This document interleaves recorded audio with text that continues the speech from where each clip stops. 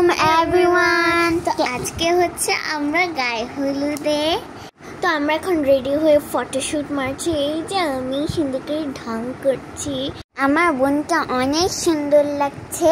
এই যে আমি আমার বোনের মতো সেজে চলে এসেছি। আমার বোনকেও অনেক সুন্দর লাগছে, আর আমাদেরকে সাজিয়ে দিয়েছে হচ্ছে নিশাত মামনি। এখন আমরা খেতে বসে গেছি।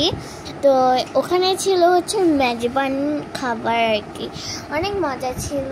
আমরা হচ্ছে এখন কথাবার্তা বলছি খাবারের টেবিলে। এই যে এটা হচ্ছে চীনা ডাল, হ্যাঁ চানার ডাল, আর এটা হচ্ছে বিফ। এটা অনেক মজা ছিল, মানে অনেক মজা লাগছিল আমার কাছে। খাবারগুলো অনেক মজা ছিল, আমি অনেক এনজয় করেছি খাবারগুলা, আমি অনেক এনজয় করেছি। তারপর আমরা এখন বাবার সাথে ফটোশ্যুট করছি, আমি সুন্দর করে হাসছি। এখানে হচ্ছে আমরা স্টেজে উঠে গেছি, এখন হচ্ছে ফটোশ্যুট করার পালা। এখন হচ্ছে স্টেজে আমাদের সবাই মিলে ফটোশ্যুট করছি আমাদের মামার সাথে।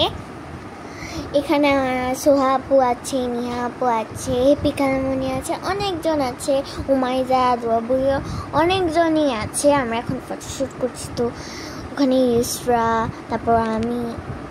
তখন আমার খুবই মজা লেগেছিল, কারণ ওখানে তাহিম মিম্মু আর তাসকিন মিম্মু এসেছিল।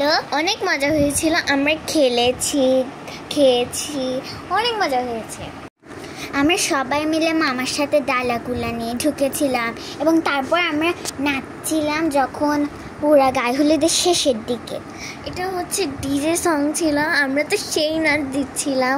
আমার বোন আর আমাকে দেখেন আমরা সেম ডান্স দিচ্ছি। আমার বোন তো সেই একটা এক্সপ্রেশন দিয়েছে, যেই সুন্দর লাগছে।